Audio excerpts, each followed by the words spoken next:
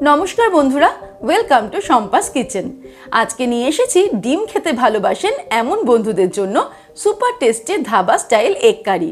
হোটেলের এই স্পেশাল ডিমের কারি যা দেখলেই জিভে জল চলে আসবে আর খাওয়ার সময় আঙুল চেটে খেতে ইচ্ছে করবে। তাহলে চলুন শুরু করি। সবার প্রথমে আমি নিয়ে নিয়েছি 6টা সিদ্ধ করে রাখা ডিম। তারপর ডিমগুলোকে একটা ছুরির সাহায্যে প্রথমে একটু চিড়ে চিড়ে নেব।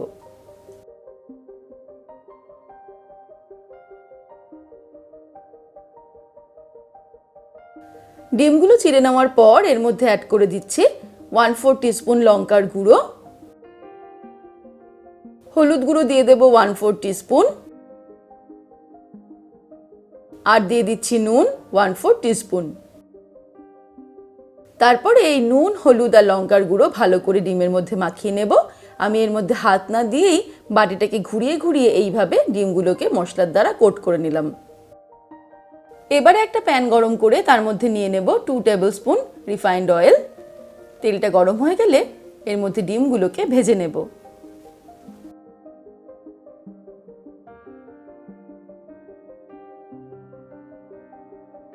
ডিমগুলোকে উল্টে পাল্টে ঘুরিয়ে ফিরিয়ে মিডিয়াম ফ্লেমে ভালো করে ফ্রাই করে নেব।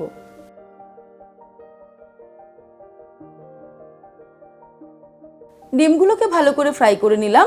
এবার এগুলোকে তুলে নেব।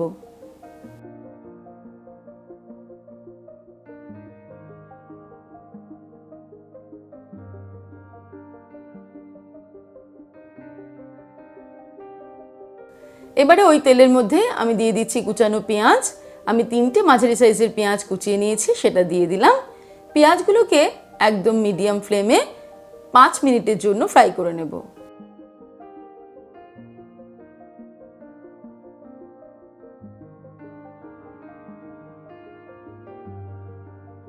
পেঁয়াজটাকে 5 মিনিট ফ্রাই করে নিলাম। এবারে এর মধ্যে দিয়ে দিচ্ছি টুকরো করে কেটে রাখা আদা। 1 ইঞ্চি একটা আদার টুকরো স্লাইস করে কেটে নিয়েছি, সেটা দিয়ে দিলাম। আর দিয়ে দিলাম 14-15 কোয়া রসুন। এবার এই আদা রসুনটাকেও 2 মিনিট মিডিয়াম ফ্লেমে ফ্রাই করব।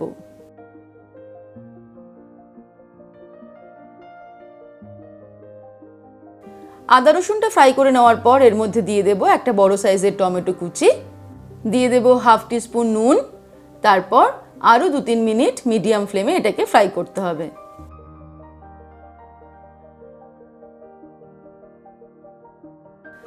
টমেটো দেওয়ার পর আরও 2-3 মিনিট আমি ফ্রাই করে নিলাম। এবার আমি ওভেনটাকে অফ করে নেব। তারপর এই পেঁয়াজ, আদা রসুন আর টমেটোর মিশ্রণটা একটা মিক্সির ছোট বাটির মধ্যে নিয়ে নেব। তারপর এটাকে সম্পূর্ণ ঠান্ডা হতে দেব। তারপরে একটা স্মুথ পেস্ট তৈরি করে নিতে হবে। এবারে আবারও প্যান গরম করে তার মধ্যে নিয়ে নেব 3 টেবিল স্পুন মতো রিফাইন্ড অয়েল। তেল গরম হয়ে গেলে দিয়ে দেব 1/4 টিস্পুন গোটা জিরে, দিয়ে দেবো অল্প পরিমাণে গরম মশলা, যার মধ্যে নিয়েছি এলাচ, লবঙ্গ, দালচিনি আর গোলমরিচ। তারপর এর মধ্যে দিয়ে দিচ্ছি 1/2 টিস্পুন হলুদ গুঁড়ো আর 1/2 teaspoon Kashmiri red chilli powder.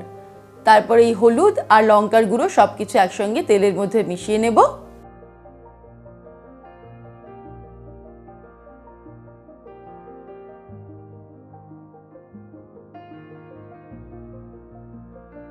তারপর এর মধ্যে অ্যাড করে দেব তৈরি করে রাখা মশলার পেস্ট।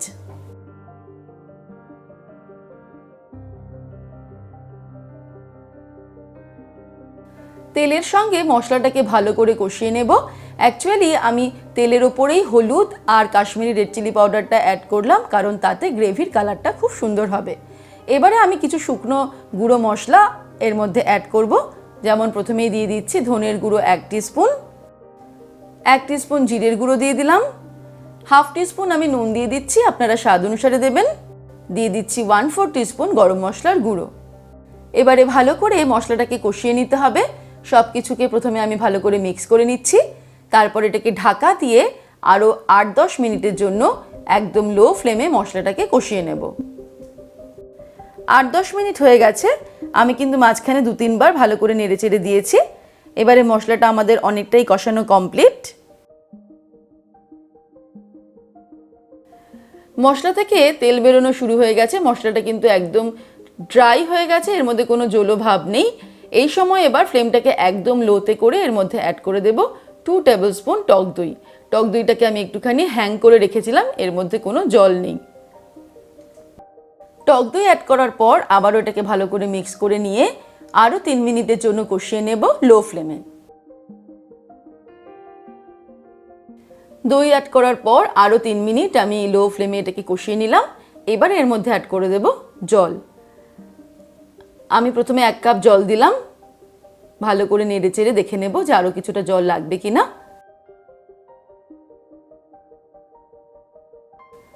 আরও একটু জল আমি অ্যাড করব, আরও হাফ কাপ মতন জল আমি অ্যাড করে দিচ্ছি।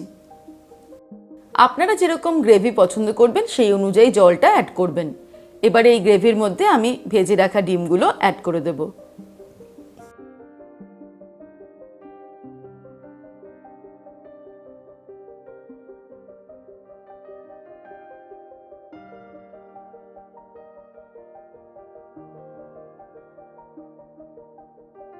দিয়ে দিচ্ছি 4টে চিড়ে রাখা কাঁচা লঙ্কা, তবে ঝালটা আপনারা নিজেদের স্বাদ অনুসারে অ্যাড করবেন। তারপরে একটু ভালো করে মিক্স করে দিয়ে এটাকে ঢেকে দেব 5 মিনিটের জন্য মিডিয়াম টু লো ফ্লেমে। 5 মিনিট পর ফিরে আসছি। 5 মিনিট হয়ে গেছে, আমাদের ধাবা স্টাইল এগ কারি কিন্তু প্রায় রেডি। এবার ফাইনালে আমি এর মধ্যে দিয়ে দেব আরও 1/4 টিস্পুন পরিমাণে গরম মশলার গুঁড়ো, আর ছড়িয়ে দিচ্ছি 1 মুঠো ধনেপাতা কুচি। ধনেপাতা না থাকলে কিন্তু তার পরিবর্তে কাসুরি মেথিও ড্রাই রোস্ট করে অ্যাড করা যাবে। তারপর ওভেনটাকে আমি অফ করে দেব একটু মিক্স করে নেওয়ার পরে।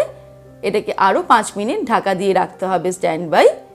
তারপর গরম গরম ধাবা স্টাইল এই এগ কারি আমরা রুটি, পরোটা, নান, কুলচার সঙ্গে সার্ভ করব। তাহলে দর্শক বন্ধুরা, আজকের এই রেসিপি আপনাদের কেমন লাগলো আমাকে ভিডিওর নিচে কমেন্ট সেকশনে কমেন্ট করে জানাবেন। ভালো লাগলে লাইক করার অনুরোধ রইল, আর বন্ধুদের সঙ্গে কিন্তু অবশ্যই শেয়ার করুন। ভালো থাকবেন, সুস্থ থাকবেন। আমি আবার হাজির হব নতুন নতুন রেসিপির সঙ্গে। নমস্কার।